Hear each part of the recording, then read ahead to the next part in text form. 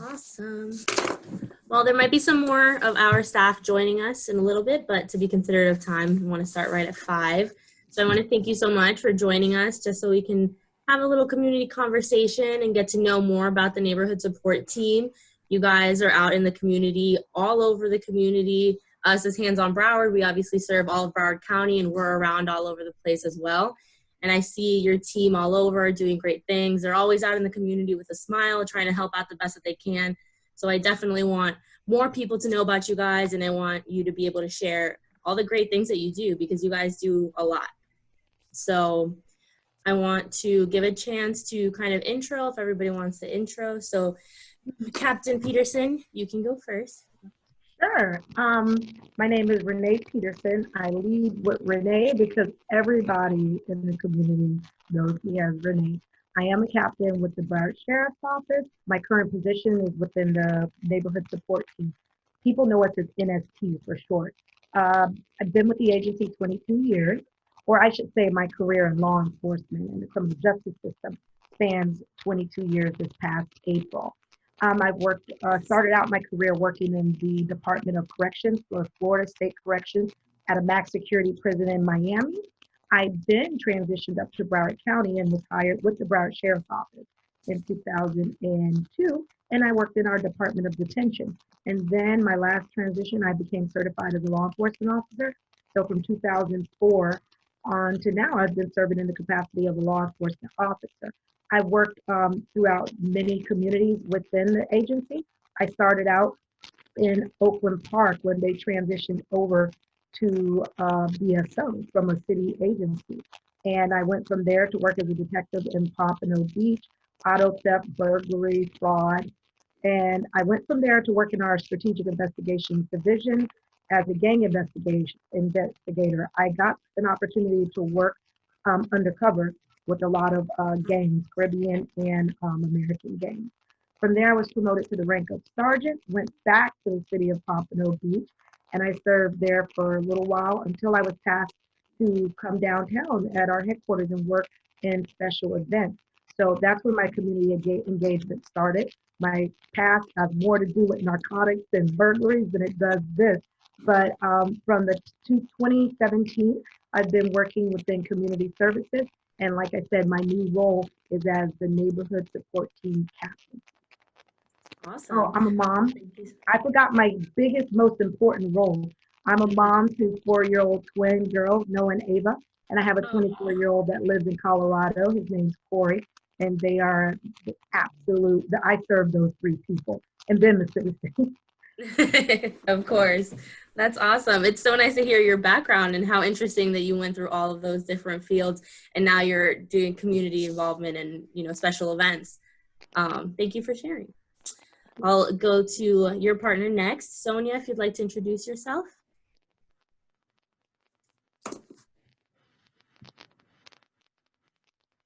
You're muted. My name is Sonia Alvarez. I'm also part of the neighborhood support team. My background is a social worker. I work for HandsOn Behavioral Health, working with the community people with, that are experiencing homelessness and have a dual diagnosis, substance abuse and addiction. I have a background also working for youth and families. Now, I joined the team last year when they started, and now I'm very glad to work with Captain Peterson. I think there is a great initiative. We really would like to do things for the community, try to break that, to fill that gap between the community and the law enforcement. And it is something very important because as a citizen, sometimes we don't know how to reach, and we think the police like more forcing the law than helping in the community. And I really love the initiative, and I'm very glad to be part of Captain Peterson's team. That's awesome. Thank you. I think so too. I think it's so important, especially for us to do these conversations where the community can get to know the neighborhood support team, because you guys are an extension of the law enforcement, but you provide so many resources and you are involved in the community, in the ground, seeing what's needed, seeing what the actual concerns of the citizens are. So that's awesome. Thank you for sharing. Kobe, I see you joined us. Do you want to give an intro? Can you hear me? Yes, we can. Hello, how you doing, everyone? My name is Kobe King. I'm part of BSO neighborhood support team under Captain Peterson, and we're in the community doing what we do in regards to connecting neighborhood, community individuals, and law enforcement that's in the area. Just being that conduit between the gaps to forge those relationships. So privileged to be able to be a part of the unit and work with Sonia as well as Captain Peterson and our other colleagues. And we're here to serve the community. Awesome. Thank you so much, Kobe. So now we can do a little staff intro for HandsOn Broward. I'll start. My name's Carolina. I work as the volunteer coordinator for our literacy league. So we mainly focus on literacy events and promoting early childhood education in Broward County. And I'll pass it on to Katie, who's my counterpart in the literacy league, to intro. Hi, everyone. Thank you guys for being here as part of this conversation. I'm Katie, and I'm the agency manager for the literacy program. So how Carolina deals with mostly the volunteer end of things for literacy-focused events, I deal more with the agencies. So that'll be like schools, libraries, childcare centers, anyone who's offering services for early education. Awesome. Zakia, you're up. Hello, everyone. I am Zakia. I am the volunteer manager at HandsOn Broward. So anything that is not literacy-based is on me. So all the other volunteers for everything else that we have going on, they come to me for whatever they need, finding projects for them to do in the community, as well as I am at a lot of the community meetings and things for what's going on and events that may be coming up. Awesome. And last but not least, Cindy, give us a little intro. Well, I am community engagement manager for Miami, so I'm the only person here out of the county, but I do handle all of the community engagement aspects from the volunteer aspect and also our partner nonprofit network and all of the many boards that exist. So that's just me. Awesome. Thank you so much. Thank you, everyone, for introducing. And thank you so much for everyone on the neighborhood support team for being on this call and just offering to have a conversation with us so we can get to know more about what you guys do and share with the community. So, Miss Peterson, Captain Peterson, I want to pretty much guide the questions to you. But first of all, I want to ask you just a general overview. What is the neighborhood support team? So the neighborhood support team was established actually last year, 2019, by Sheriff Gregory Tony. Coming into the agency, he looked around and while evaluating a lot of different programs and initiatives, one of the things that he has spoken about very publicly is his time in Philly as a kid. And he mentioned that everybody there who was a cop walked the beat, and most people in the community knew their beat cop. So there was a relationship where this law enforcement officer can take you home to your mom and says, hey, little Timmy was misbehaving. There was a relationship there that didn't lead straight to jail or being detained. And he wanted to bring that here to Broward County because he thought that that was missing. Well, one of the things that we do understand, and I know for sure, we don't walk a beat. It's Florida. We go to our cars and we go where we need to go. This is very different as we have a lot of transplants from New York, Philly, and other states that come here. They are accustomed to a different type of policing where you come from communities where you walk everywhere. And here in Florida, we tend to drive if you don't live in the downtown areas. So how can we get the community policing initiatives that are in other areas to the community without walking a beat? So the sheriff came up with the neighborhood support team, NSP for short, where he appointed me as the captain over the unit to get out there and basically build the bridges with the community. Get out there, find out who our organizations are that are doing things, our nonprofits. How can we be of assistance to you? I can tell you I knew Zakia because we partnered with other partners like CSC, Children's Service Council does a lot of great things for kids in the community. I just spoke to someone this afternoon from the Black Bar Association, and then yesterday someone from the Hispanic Bar Association. So we have a lot of partners out there. So who's building these relationships and connecting the dots? You need kind of like a central nerve system for a community policing initiative in an agency this big. One thing that makes us unique is that we're not a municipality. So you look at Fort Lauderdale Plantation. When you have somebody who's in a unit like community services, and let's say they transfer and go to another unit, they're still in that city. So you don't lose that contact. Whereas within BSO, what I've been noticing is, like myself, I just told you all how I went from Oakland Park to Pompano, then I went to another unit, went back here. When you build a relationship, let's say Zakiya is one of my residents in Pompano, and now I'm gone, and somebody else is not there to follow up, and you're starting all over again. What the neighborhood support team is a structure that's in place to build long-lasting relationships, so that when Renee Peterson retires, there are some really key relationships that have been built with the Sonia Alvarez of our organization, and it's not everything relying on Renee. Renee leaves, the whole structure collapse. So if you put, we have 17 different districts. If we start out with a central model and everybody's no longer working in silos, doing their own thing in 17 different cities, we all get the same community policing services, or I should say law enforcement, because we're a sheriff's office. So if Weston has an amazing community support initiative, why shouldn't Pompano have the same thing? So that's my job, to make sure that we're attending HOA meetings, any information that we have for the community, such as like hurricane awareness, this hurricane preparation materials, back to school, anti-bullying, you name it. We're the conduit to get that stuff from our department that does any type of graphic designs or information sharing, and we get it out to the people that need it in the community. And in addition, we will attend events. We want people to see us out there working with our community partners like HandsOn Broward, to say that we're all in this together. We just do a different function. We're public safety. You all help with volunteer efforts. And even though we are from different backgrounds, we're nonprofit and we're out there to serve the community. So right now we're raising awareness on this initiative, and that's a little bit, just a little bit of who we are. Just a tiny little bit. That's absolutely true. You guys do so many things. That's awesome. I didn't know that it was just recently started in 2019. That's good to know that you guys are so impactful, and I literally see you guys everywhere. So you guys really are on the ground running. Yeah, for sure.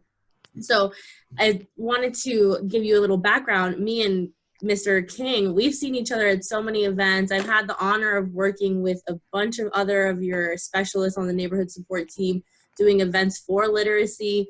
One of your folks was so nice to help us. Ms. Bosnick was so nice to help us and include us in her Dr. Seuss Literacy Day at Markham Elementary. I was there, yeah. Yeah, you guys went out to read to the students. So you guys really do a lot, whether it comes to youth services, you do services for elderly, you guys are involved with food distributions, you guys are a part of it all, not just special events and handshaking at community resource fairs and all that good stuff, which is all fun and dandy, but you guys really put in that work too. You actually do the work, you're reading the books, you're passing out the food, you're doing all those good things. So we appreciate all that. And I wanted to point that out because I've come into contact with so many of your team, and it's just extraordinary that you guys are everywhere.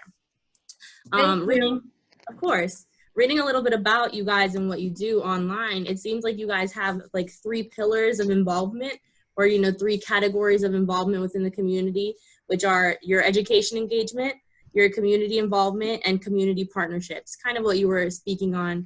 But what I really wanted to pick your brain about was that each one individually, especially the community education engagement, because I think that it's awesome. You guys provide a lot of education, like you said, just about different resources you provide.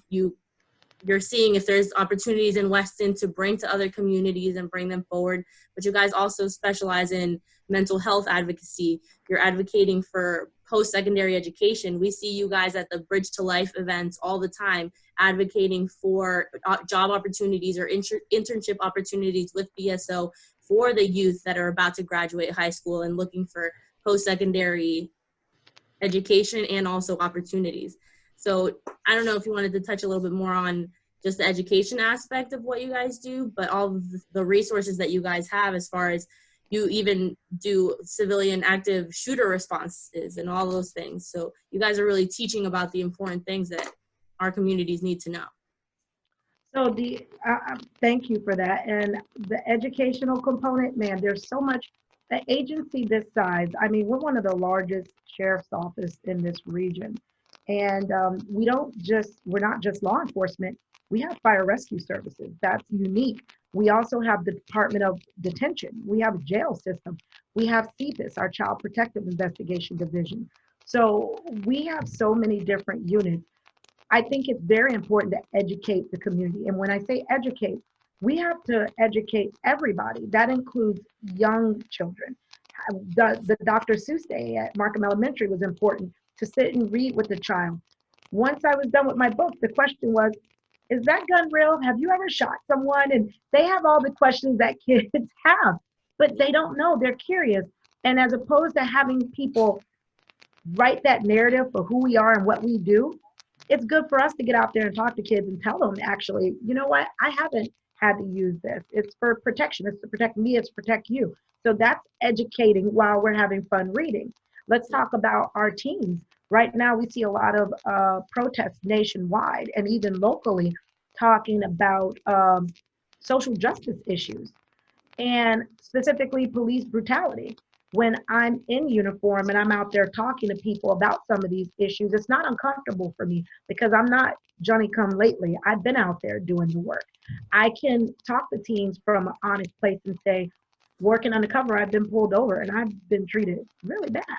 And they find out who I am and it's like a shocker. So I know if I've dealt with that, I know what the public sometimes deals with. However, it's important for them to know that the Renee Petersons are out here, you know, providing law enforcement services. We're not all bad. And we have to educate the community because when they don't know, other people fill in that gap.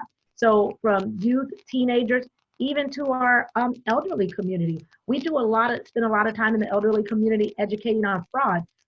Our seniors are some of the biggest targets for fraud because you have, now that we have the World Wide Web, we have fraud through mail, we have so many means to defraud our senior communities. It's important that we get out there and tell them, don't give your personal information away when someone calls you. Don't let someone coming in to your house posing as a city employee go in your bedroom. They're stealing your jewelry. So we have many units that are out there educating. One thing I want to mention, I'm really excited about, a social justice task force. I don't know if you heard, we launched last week. It got a lot of media coverage.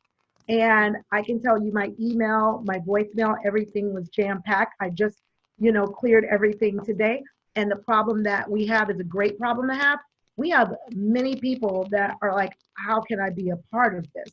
And our social justice task force was birthed because of a lot of protests that have been going on nationwide. And a lot of the people that I have relationships with, they're like, Renee, I don't like this. I want to know what you guys are doing. And all these questions, I'm like, how can we answer these questions and not just do it when you have an incident like George Floyd? How can we do it on a regular basis where we're being transparent and sharing with the community?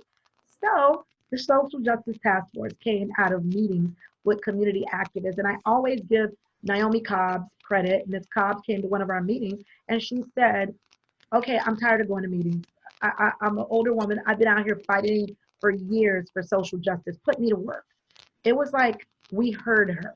So now that we have rolled out our Social Justice Task Force, we pre-selected some candidates. We're looking at other people. We have a long list of people on the waiting list.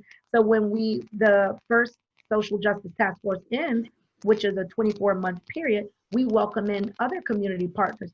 And the goal of this task force is everybody has a seat at the table.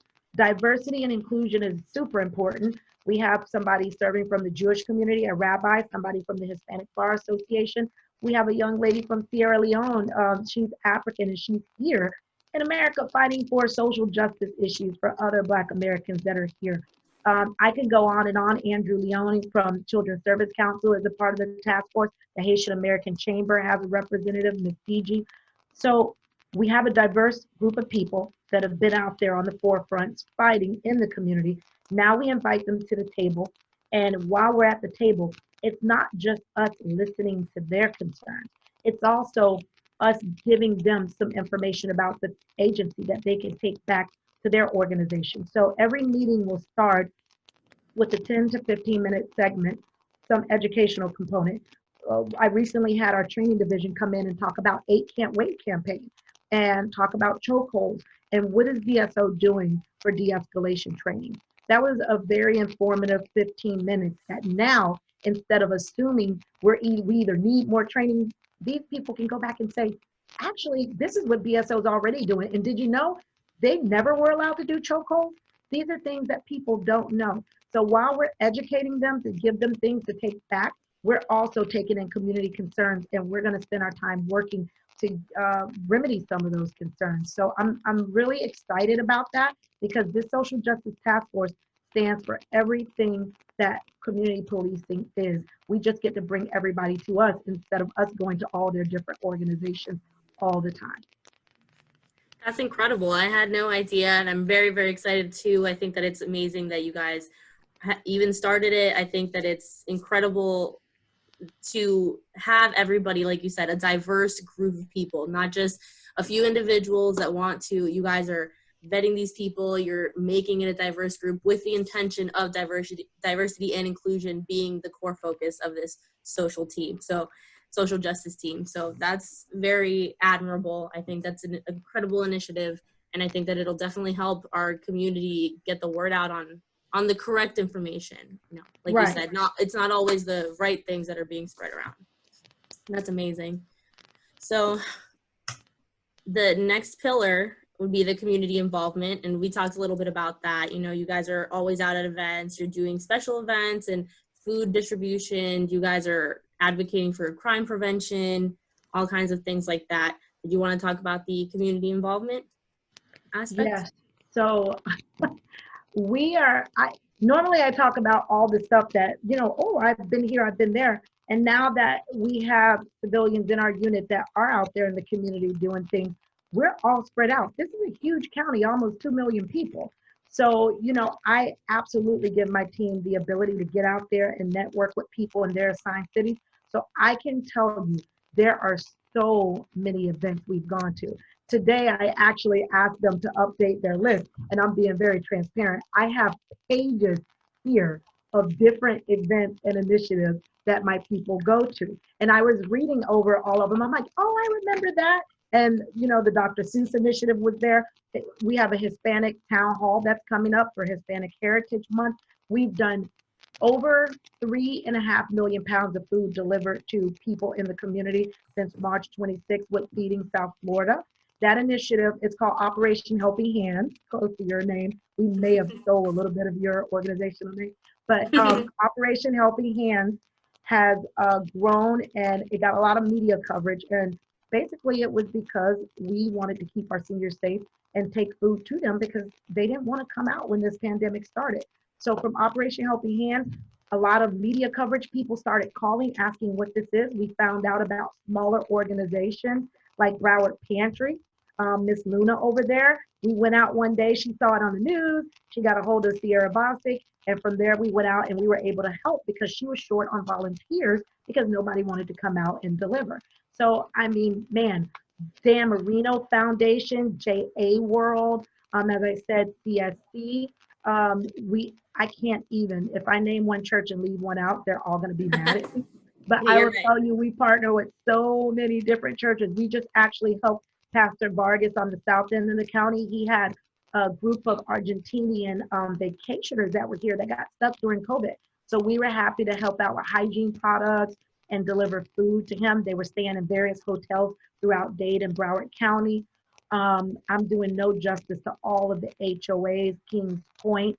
Sonia works with Century Village in Pembroke Pines. She's also assigned to North Lauderdale. And Coconut Creek.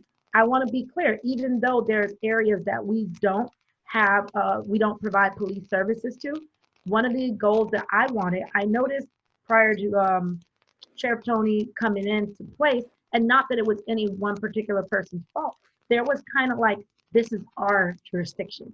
This line, you work over there, I work over here. I have made it an effort, to tear down those bridges or those walls, divides, so that people can see blue and green working together. So Miramar, we have a great relationship with Officer Diaz down there.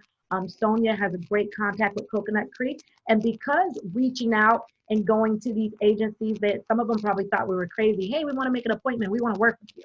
Why? We have our own police department. But now, as people see what we're doing and we're visible, they're like, oh, okay, this is cool. So Coconut Creek once a month got hooked up with food from Feeding South Florida, and they delivered to a vulnerable, a mobile home park where there was a need, and Sonia stepped in and made that happen. So, I mean, we have tons of initiatives. I don't want to just sit here and do the whole bullet point thing, but we try to touch. One of the things we do with initiatives, and when someone calls us and says, hey, this is my organization and this is what we're doing, can you help? Normally we can. If we can't, we get them to the right department. Or if it's Fort Lauderdale, I know their NAT team, their neighborhood action team, I will call over to Major Salters and say, hey, they want us to come to this church, but it's in your area. He's like, send it to me, I got it. So that's a lot of what we do. It's awesome. You guys are truly everywhere. Like you said, you can't even begin the list. It's so many things, but I definitely want you guys to toot your own horn so people do know that you guys really are everywhere. You guys are doing so many different things. And the last pillar of community partnership experiences, that I know that you guys really work with all kinds of organizations. Like you said, you work with nonprofits, but you also work with the businesses in Broward County, and you partner with these restaurant owners and business owners to make sure that you're everywhere, all over the community. So I don't know if you want to speak a little bit about that and those kind of partnerships. Also with any, you guys are always advocating about your internships and all the job opportunities within Broward County as well. If you want to touch on that as well. Let me say this for the businesses. I can tell you, going back to MSD after Marjorie Stoneman Douglas, I was the coordinator for logistics on the ground as it relates to food. And it sounds crazy, but we were on that scene for a very long time. And a lot of businesses showed up unsolicited, and they were at each checkpoint with food. Every restaurants I didn't even know existed. Hey, we want to give this to everybody here on the scene. They kept us fed. They treated us so well. I can't name just one restaurant. It was a lot of them that stepped up and made sure we were taken care of. And I got to say, even here we are over 2 years, well over 2 years outside of that incident, during the pandemic, during hurricanes, we have a great relationship with the businesses because they take care of us and we take care of them, in the sense that we check on our business owners. We want to make sure that it's safe for them. We have a lot of issues sometimes with homelessness, sleeping around businesses. And a lot of times you want to be gentle with that because that goes into the realm with mental health issues. But that's a whole nother issue, but it all ties together, right? So thinking about our business, I think of Mission Barbecue. They just did a huge event on 9/11 where they invited fire rescue out. They had a lot of people from the community, law enforcement, and everybody was coming together to honor the fallen law enforcement officers and fire rescue personnel in New York. But Mission Barbecue is a business that takes care of us. Our chambers are super supportive of us. I've done many initiatives where I go out to businesses and we educate on how to keep your business safe. Do you have enough cameras? Are you looking at some of your blind spots, making sure that your employees are safe? Active shooter training is huge. A lot of businesses want that because in the wake of a lot of national mass shootings, everybody wants to know that if this happened here, are we prepared? And the onus does fall on us as a law enforcement agency to make sure that if it's within our capacity to do so, we get out there and educate our business owners on some of these ways to stay safe. So again, I can go on and on. Friday, I'll be speaking at the Tower Club to the Extraordinary Women's Group, but these are a lot of women business owners. So we are very engaged in for-profit as well as nonprofit. I hope that answers your question. Yeah, absolutely.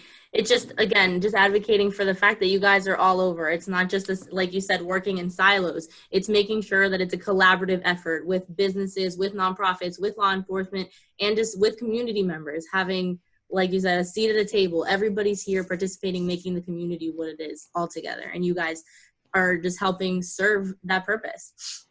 So I wanted to, you kind of addressed a little bit about all the social justice causes that are happening and how you guys are addressing that. But, I wanted to also talk about this pandemic and all of the, as for us at HandsOn Broward, we had to full stop all of our volunteer opportunities and try to re-engage the community with all virtual opportunities. And I know it's probably been difficult for you guys as well. And I want to, give you a chance to speak on anything that you guys are doing as far as post-COVID, or if you guys are doing anything now to kind of help our businesses, like you said, get back on their feet now that everything is reopening. How has COVID-19 affected the NST? COVID-19 has absolutely affected the neighborhood support team as well as law enforcement on a whole. Even the way policing, responding to calls, making contact with people. We now have a barrier called a mask, and we don't know when it's going away. So you got to now be very careful with engaging people, because think about it, if you're a community engagement team, you got to be out there and meeting people. So thanks to platforms like Zoom, I mean, yes, I'm zoomed out of my mind, but I think of what if we didn't have this platform? Everything would stand still because we were all in shutdown mode. I've attended events online. I've attended fundraisers. I think of a lot of the people. I'm a part of the Women's Council with the Greater Fort Lauderdale Chamber, and Kristen Izalda Silva is one of the women that sits with me with that organization. And we have our Zoom meetings. That's how we all come together and talk about agenda items, upcoming events for next year. Things have to keep moving along. So COVID has taught our agency, as well as it has many other industries, that there are a lot of things that can be done remotely. And thank God for technology, because I'm sure during the Spanish flu, they weren't Zooming. But we have that advantage now to even Zoom from the palm of our hand. I see people Zooming and they're sitting in their car or they're wherever they are, and it's a way to connect you. Also, sharing resource material. Because of the executive order, there was like, don't touch anything. We don't want people transferring paper and spreading germs. So we found a creative way to share links with resource materials, because, COVID didn't stop the hurricane season from coming. So we needed to make sure that people got the resource material that we get out there to remind them, here's your checkoff list. This is what you need to do for this upcoming hurricane season. Back to school. We have back to school resource material for parents who are struggling with homeschooling. We also needed to get that stuff out there. So I will say it has affected us in the way that we're not going to HOAs. Most HOAs meetings are held in person. If you look at a lot of our senior communities, some are not that tech savvy. I'm not saying all, but some just aren't there yet. So they lose that contact. We notice that our senior population is a little feeling isolated and lonely. So maybe reaching out, talking to HOA presidents, identifying people who may have a need, and connecting them with some of our partners at the YMCA. Amelia does a great job getting material out there. I sit on the board for the LA Lee Advisory Council, and they do I didn't know they did so much with seniors until January going to a meeting. So one of the things that we have done is learning to talk to and communicate with organizations like yours, transfer information. That's the cool thing with our job. And it's not just transactional, because there's no money. We don't get commission.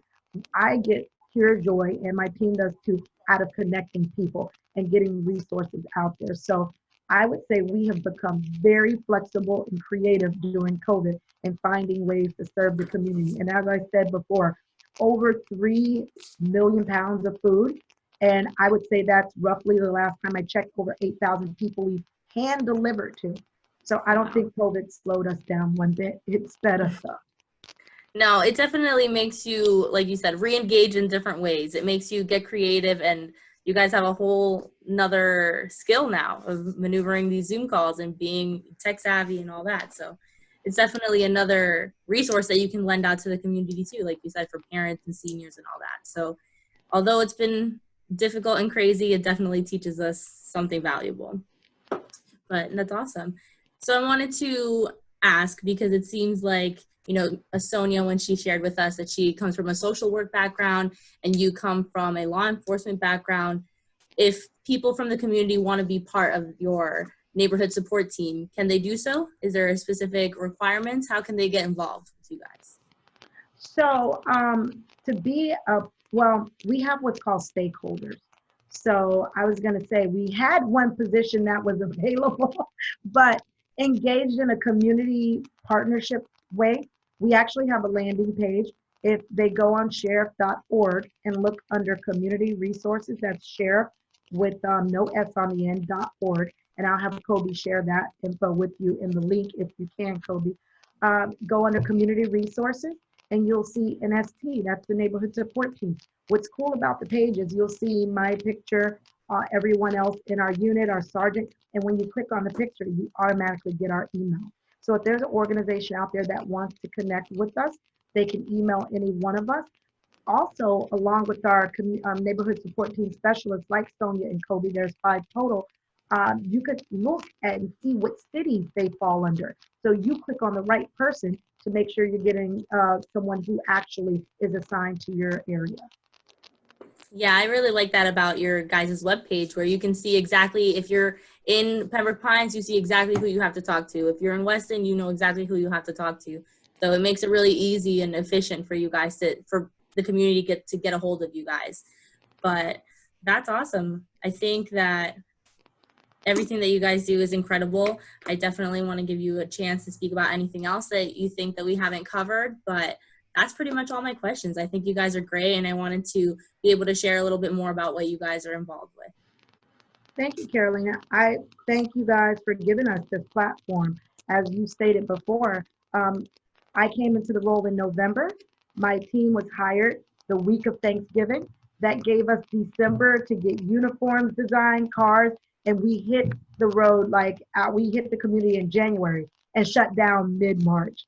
So it's like we had all this momentum, and I probably drove all of them crazy. They won't probably say it now, but later. I was like, let's go. Everything is like now, because we got to let people know who we are. When you're in that first year of building something, you got to get your name out there. So I will say we've been resilient because we only worked as a team for a very short period of time, and then we got shut down, but we regrouped and we got back out there. So I think platforms like this, where we do get to talk about who we are, probably wouldn't have not existed if not for COVID, where we all slow down and start connecting. So I thank you guys for doing this, not just with us, but I'm sure you're doing this on other fronts with other organizations. It's really needed right now. And thank you for what you all do, because again, I met Kia that year at Dillard, and it was the backpack giveaway, and it was busy. Let's say it's busy community work, and it can be stressful and feel thankless at times. But in the end, you know you're doing a good thing for the community. So thank you all too for what you do. Of course, that's exactly what we're here for. And these partnerships are what is important. Like you said, we work in tandem and we advocate for the causes and get education out into the community however we can. And doing it as a partnership makes it a lot easier and gives us a lot more ability to spread the news even farther. So I wanted to thank you so much. Thank you everyone who's been on the call. If anybody else has any questions or wants to put any input in, feel free at this time. Katie went to the beach. Yeah. I wanted to have my virtual background. I don't have any questions, but I just wanted to express my gratitude for you guys and everything you're doing, because, you know, anything that can alleviate the relationship between the community and the officers is really important, especially always, but especially right now with the current situations. Thank you. 100%. I just wanted to say that this conversation was actually enlightening for me, because even though I see you all the time in the community and I may see a few other members of your team, I wasn't fully aware of all that you do. And so having the opportunity to learn everything that you're doing in the community was definitely enlightening for me, and I'm glad that I was able to hear that. Yes, thank you, Renee, so much for sharing your story. I think it's incredible, all of the many things you did during your career. That is very intense, I found it. And to transition to being a neighborhood street team is incredible. And I love that you took a step back and said, no, wait, the most important thing I do is being a mother. And as a mother myself, I can just commend that. So thank you so much for your commitment to the community. Thank you. I appreciate that. And being a mom, I don't know. Sometimes I'm in work mode and you just think work, work, work, but that is an important role. And I remember going back to work after my twins, people are like, oh my God, how could you leave them and go to work? And I'm thinking, I've bought narcotics and guns from like really bad people, and not for nothing. I would probably rather do that than face some crying twins at home sometimes. So people don't even understand the role of a mother, challenging yet rewarding. And I had no intentions on working in the community. I really am a spiritual person. I think that even though this is not something I thought I would ever do, it was something that I was asked to do, even though it wasn't my background. And I did it because I needed to go a different direction in my career. And I am so glad this door opened up because it makes me aware of the community that I want for my kids. And instead of just taking people to jail or making cases and arrests, how can I get out there and be on the other side of that? So it warms my heart to hear, Carolyn, when you said, you guys are everywhere. I'm sitting here containing myself because I'm like, yes, it's working. That's the goal. That's the goal. Yeah, 100%. 100%. Awesome. Well, I want to thank everyone so much. Sonia, did you want to speak? I just want to say thank you so much for the time, for the opportunity to talk and tell you what we really do in the community. I believe we are a resource for people in the community. They know that we are there to help. We are a click away. So something in the community that we can help, we will do it. If we're not, we probably link or lead them to another partnership, because that's the reason why we have a lot of partnerships. So we know how to help. Thank you so much. Thank you for having us here. And that's, that's one of the most important things, where you guys are there to answer any questions. You guys are accessible, as to where sometimes police officers or law enforcement isn't always there. Our government, we can email our senators and email our representatives, but you guys being there just one email away, and you're so responsive, so involved in the community, it makes you guys feel like part of the community. It's not just somebody far away or somebody representing us that we have to try to get a hold of. It's right here, our community members, people who we see at events, people who we see weekly, monthly, all the time. So I appreciate you guys so much. I won't take up any more time, but thank you so much for talking to us. I appreciate you, Kobe, for connecting us. Kobe is awesome. He's always advocating for HandsOn Broward, and we're always advocating for the neighborhood support team. Thank you, ladies. Of course. Have a good evening. You too. Bye, everyone. Thank you, you too.